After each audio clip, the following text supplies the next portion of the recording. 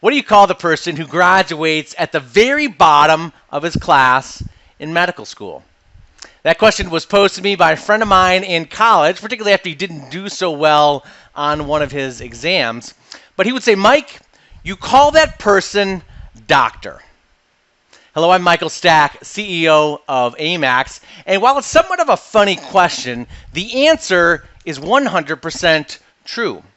But it doesn't mean that I want to go see that doctor. It doesn't mean that you want to go see that doctor. It doesn't mean that you want your injured employees to go see that doctor either.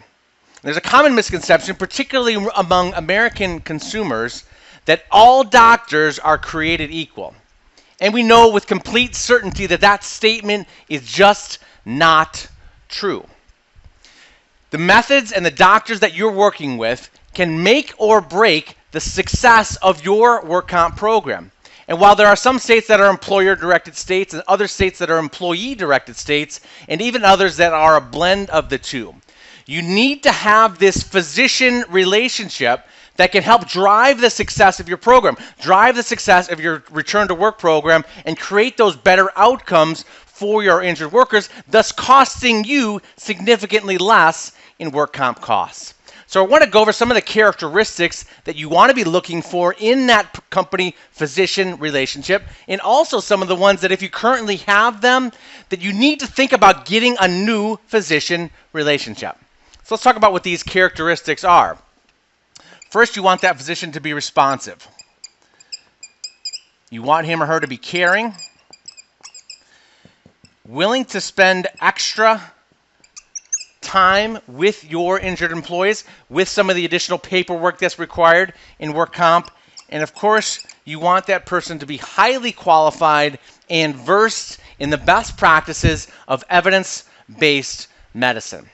So let's unravel these a little bit. Talked about the extra time that's required in workers' comp as compared to group health. And there's some physicians that are just not interested in that. So you need to find the ones that are. You need to find the ones that are specialized in occupational medicine and willing to have this responsive and caring attitude towards your injured workers. We know how important trust is in order to predict the outcome for your injured workers. That's true at the employer site. That's true at the medical provider level as well. You want that doctor to be able to come out to your employer site, hold a health fair, get to know your employees, build that relationship, build that trust, and also understand those job descriptions. What are the functional requirements of the job? So when that employee goes to see that physician, you can get those medical restrictions and you can make them very specific in order to feed that person right into your transitional duty program, which is so key to the success and the recovery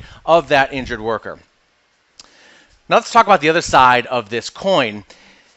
And one caution that I often see, if you get this highly qualified doctor, well-versed in evidence-based medicine, big reputation in the industry, you're often also going to get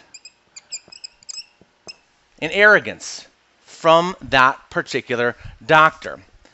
That person will be unresponsive because him or her will have no time and no interest in working with you on in your program, providing you the restrictions, filling out your workability forms, feeding into your return to work program, and just unwilling to come out to get to know your employees and your organization. It's such a symptom of this arrogance. They also may have a biased approach and be inflexible in being creative in getting those restrictions and helping your employees get back to work in a timely fashion. This type of physician, and this bias is also a big one, either from the employee side or the employer side as well.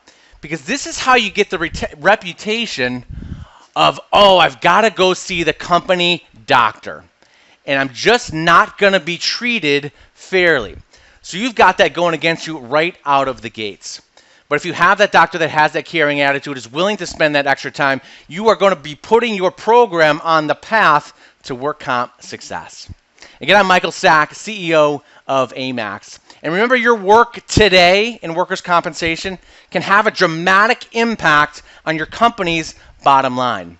But it will have a dramatic impact on someone's life. So be great.